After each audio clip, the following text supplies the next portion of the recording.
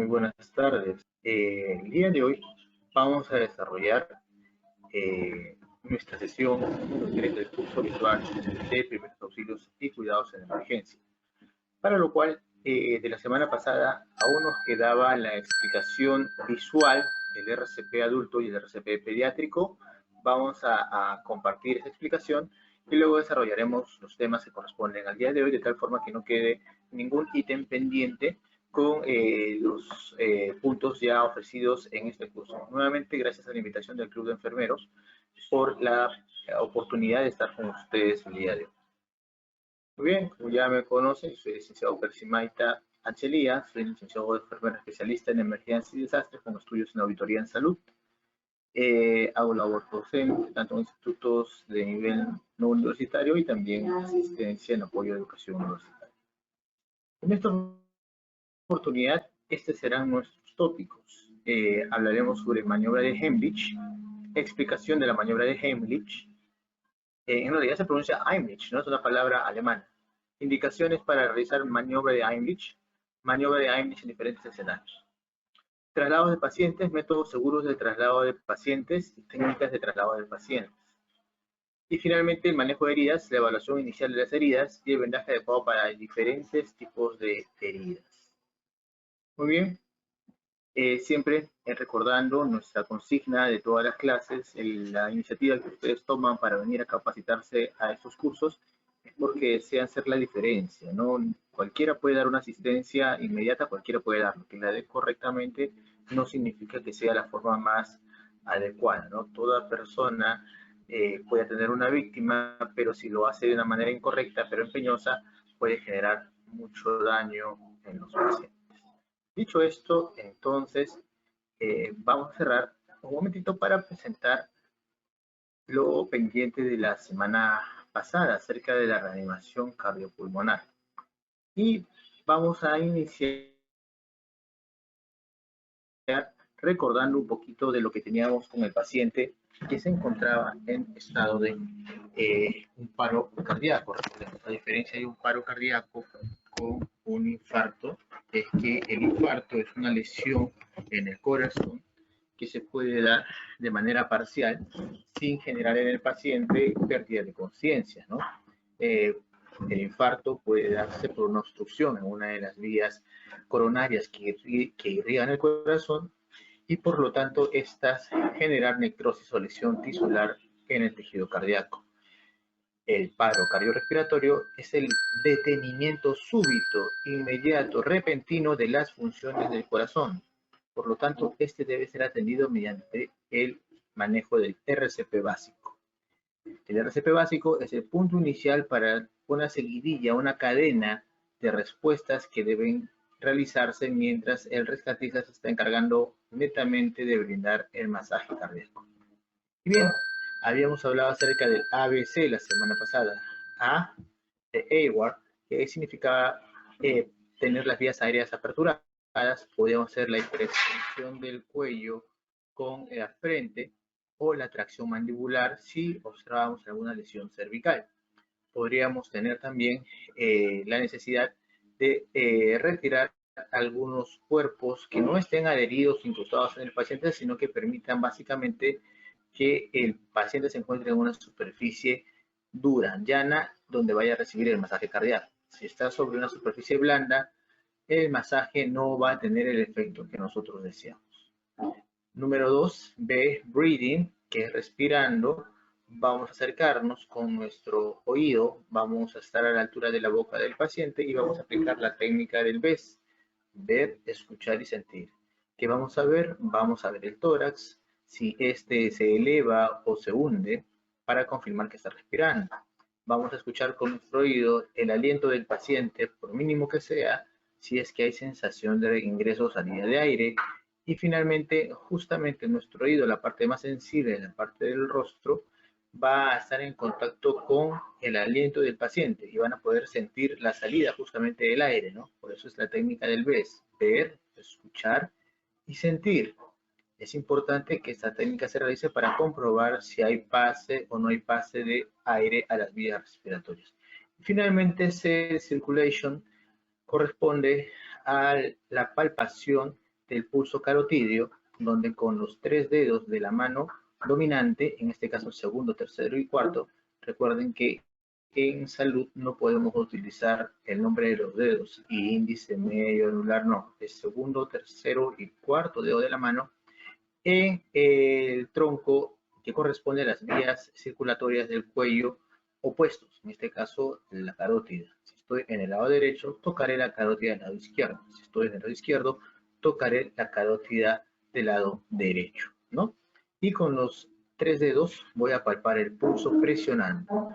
De no encontrar ventilación y no encontrar a la palpación del pulso, iniciaré las compresiones. Recordar que las compresiones se inician palpando también primero la apófisis sifoides en el caso de varones y mujeres,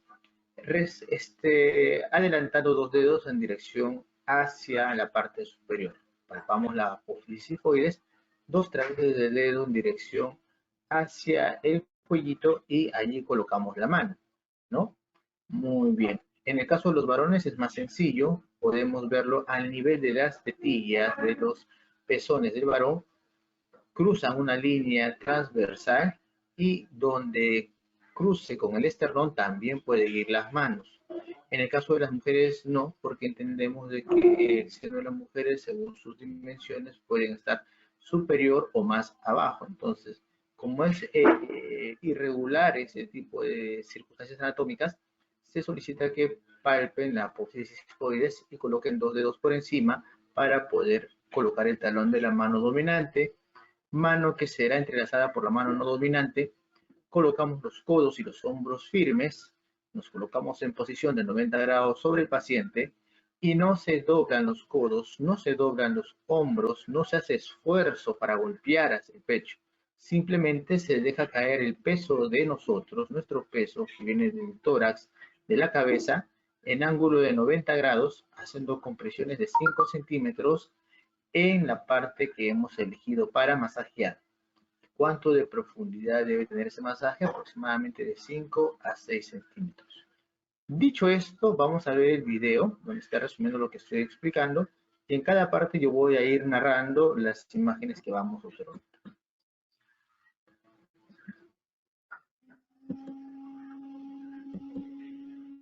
Como vemos acá, se está dando la reanimación y se pide 5 ciclos de 30 compresiones por 2 ventilaciones.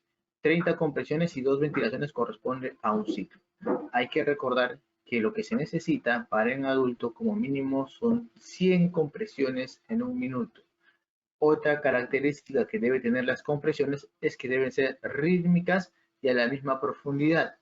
Rítmicas, es decir, tiene que tener una pauta continua durante todo ese tiempo. No pueden haber mucho espacio entre compresión y compresión y deben ser de la misma profundidad.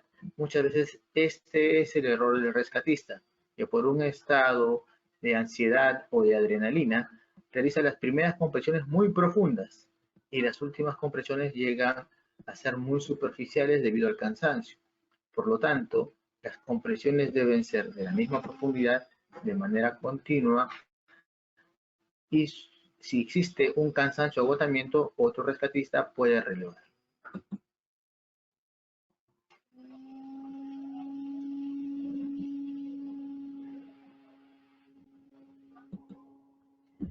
Como hemos visto, también ha podido dar la asistencia ventilatoria con la técnica frente mentón. Jala el mentón hacia la parte posterior, jala la frente hacia la parte posterior, levanta el mentón y con su boca cubre la boca del paciente. No es necesario tomar aire para dar la ventilación boca a boca, ¿no? Basta con el aire que tú tienes residual en tus pulmones y esa cantidad de aire con una presión adecuada, sellando la boca, es la que permite dar la ventilación al paciente. Si el paciente empieza a tener cuadro de tos, vómitos, ¿no? O escucha por fin el jadeo del paciente, entonces el RCP básico ha resultado exitoso y hay que colocarlo en posición lateral de seguridad.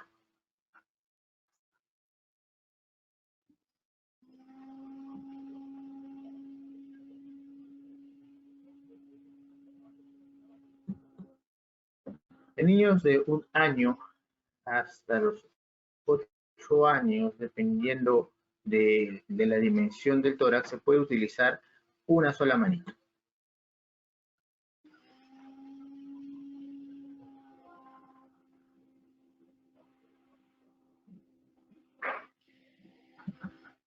En el caso de lactantes, vamos a observar con más especificidad este otro video,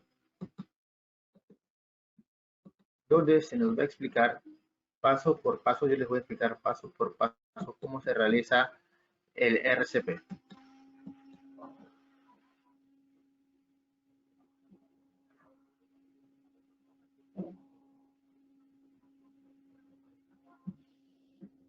En este caso, vamos a tener que reconocer por qué motivo el bebé está teniendo falta de movimiento, ¿no? Que puede ser la asfixia o también se puede dar por un cuadro de posición del cuellito. Lo que sí hay que tener muy presente es que, como les expliqué la semana pasada, existe un mínimo riesgo, pero hay casos de muerte súbita neonatal, donde no existe una explicación concreta, pero el bebé tiene un paro. Probablemente eso ocurre más en situaciones donde el bebé está mucho tiempo a solas, ¿no? Deja mucho tiempo a solas y por un cuadro necesario de falta de estabilidad del paciente, se sucede esta muerte súbita neonatal, ¿no? En otras condiciones también está la prematuridad del pequeñito, pero es indiferente. El porcentaje entre un niño nacido a término y un niño que ha tenido un parto pretérmino o es prematurito es básicamente una variación de 2.3, 2.4 de diferencia.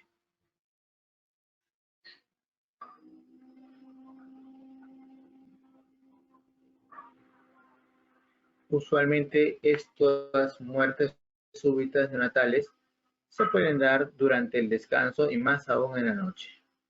Entonces, cuando tiene la mamá mucho tiempo el bebé sin una respuesta, utilizamos la planta del pie para poder estimularlo y esperar que se despierte o llore, ¿no? Si el bebé no responde, hay que recordar poder asistir al bebito con un segundo sistema de alerta, ¿no? De ayuda especializada. Podemos llamar a alguien, pedir auxilio para que se puedan acercar, ¿no? O llame a la unidad de emergencia de la localidad. Al igual que en el adulto, tenemos que hacer la hiperextensión del cuellito con la frente hacia atrás y levantamos el mentón, ¿no? Levantamos el mentón. Igualmente, aplicamos la técnica del BES.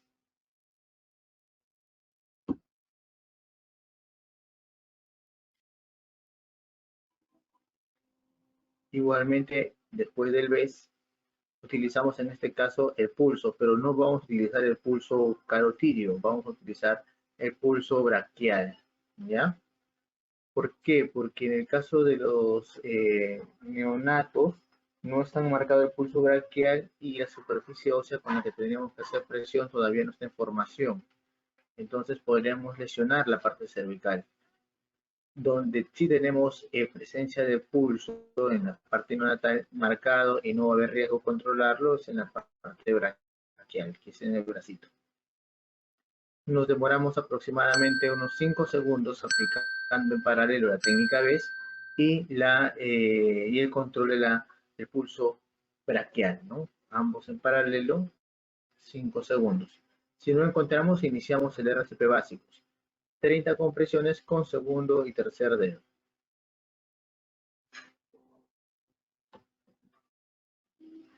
En este caso, estimados estudiantes, las compresiones que se pueden observar ya no tienen una profundidad de 5 o 6 centímetros. Basta con una profundidad de 3 centímetros, ya al ser neonato.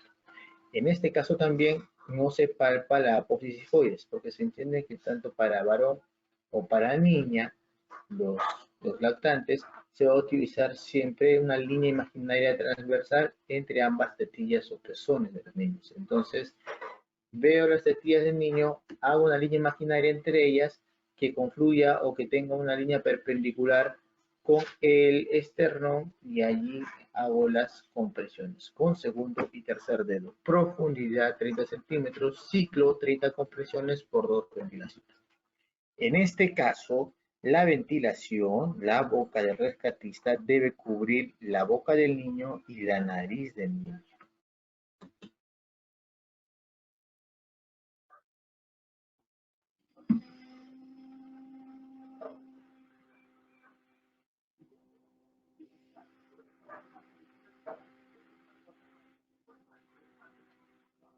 Continuamos con las compresiones, de tal forma que puede llegar hasta 120 compresiones por minuto.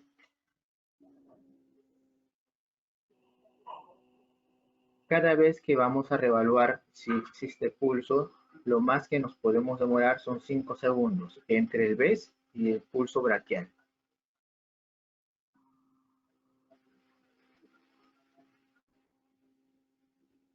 Entonces, esta técnica es de recién nacido hasta el año de edad, con 2 dedos. Del año de edad hasta los 8 años se debe hacer solamente con una mano. Y a partir de los 8 años para adelante, viendo el volumen del niño, ya se puede realizar con ambas manos como en una mano.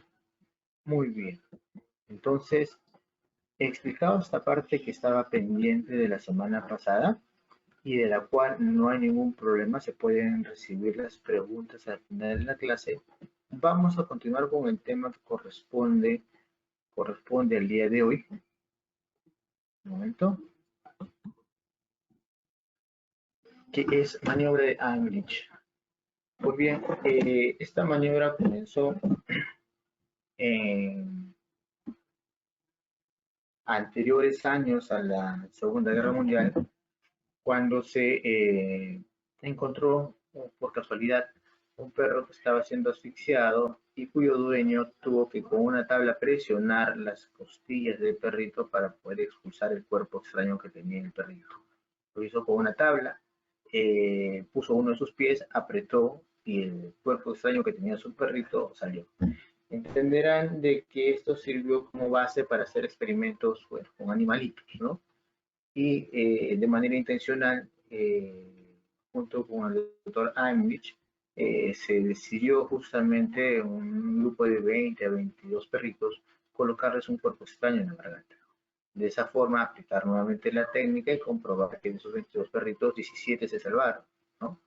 Y fue justamente entendiendo que sí veía a la parte torácica como una caja compresora de aire, podría tener una presión y esta presión podría expulsar el cuerpo extraño que se encontraba por la vía más natural que podría ser la boca.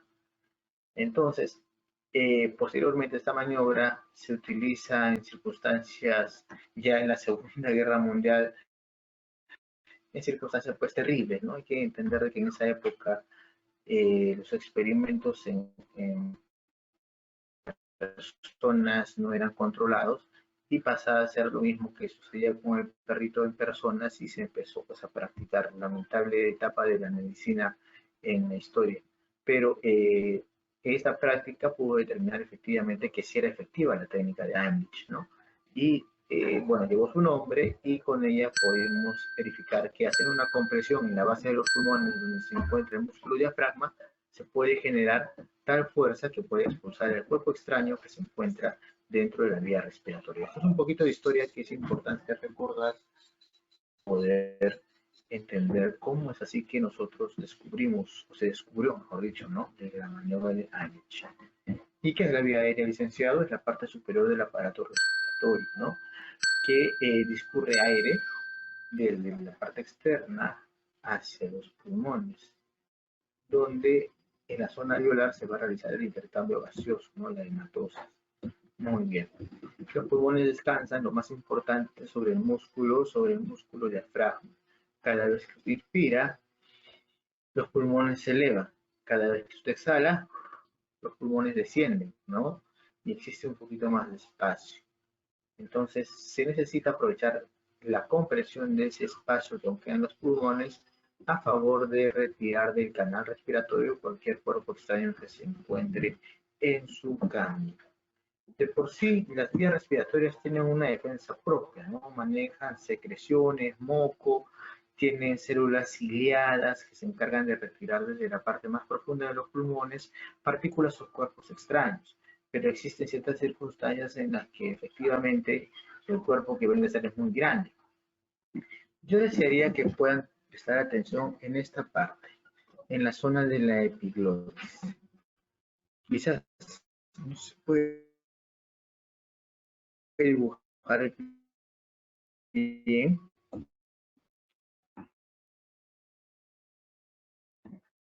Detrás de la tráquea, por este lado, en la parte posterior, se encuentra que discurre y desemboca en el estómago.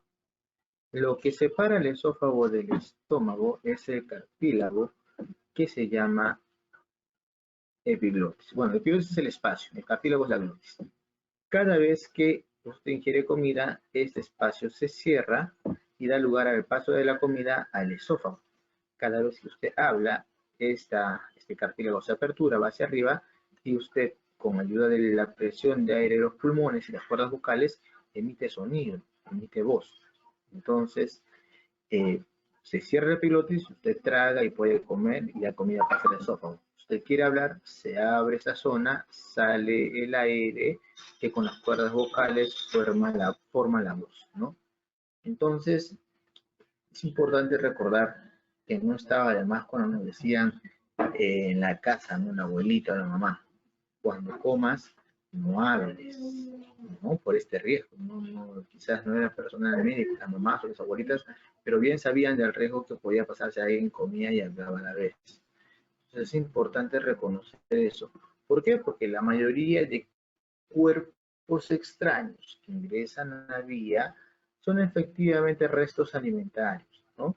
En otros casos puede haber un proceso de asfixia por algún tipo de vómito que justamente se aspira, sobre todo en los adultos mayores, ¿no? Si es un vómito, un reflujo gastrointestinal que recurre por el esófago y al no ser expulsado completamente por la boca, existen restos que se quedan en esta zona y usted cuando quiere hablar o respirar, esos pequeños restos pasan a la zona de la tráquea y puede también generar obstrucción, ¿no?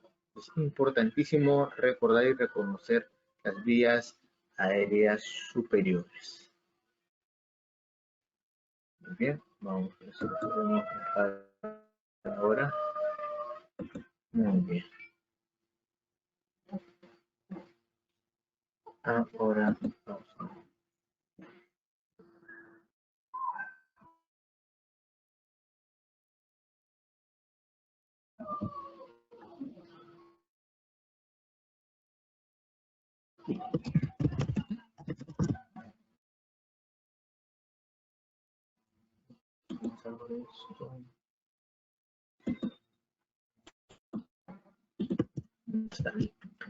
También la diferencia de la obstrucción parcial y total. Es posible que yo tenga dentro de la luz de la tráquea, así de la tráquea, que yo le hago un cortecito a la tráquea, ¿no? La transversal me queda algo parecido a esto, ¿no? Un anillo,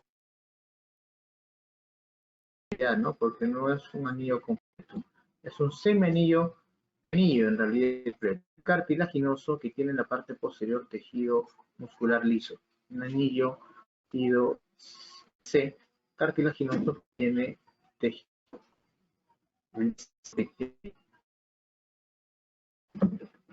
Si yo tengo un cuerpo extraño, ¿no? Muscular liso en la parte extra, en el caso de una obstrucción parcial, entonces es cierto, tapará parte de la luz de la tráquea y habrá un pedazo o una porción que esté libre, ¿no? Esta pequeña luz reducida puede generar aún un intercambio gaseoso. Hay una incomodidad, hay un desconfort por parte del paciente, pero el paciente está consciente, el paciente tiene gas o pitido en cada región, aire, esta respuesta de defensa que es de tal forma que el paciente soporta dominar el cuerpo extraño, ¿no? Y entre cada tos,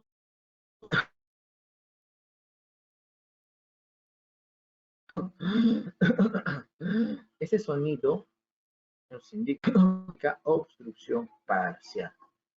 ¿De qué otra forma puedo ayudar, licenciado?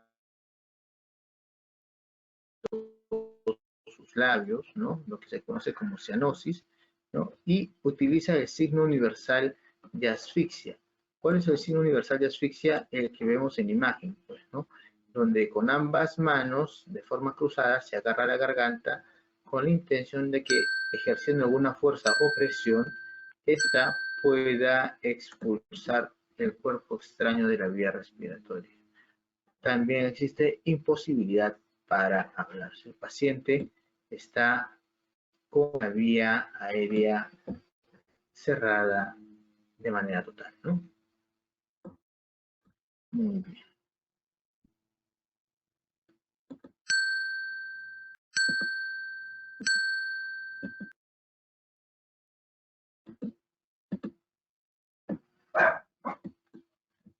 Listo.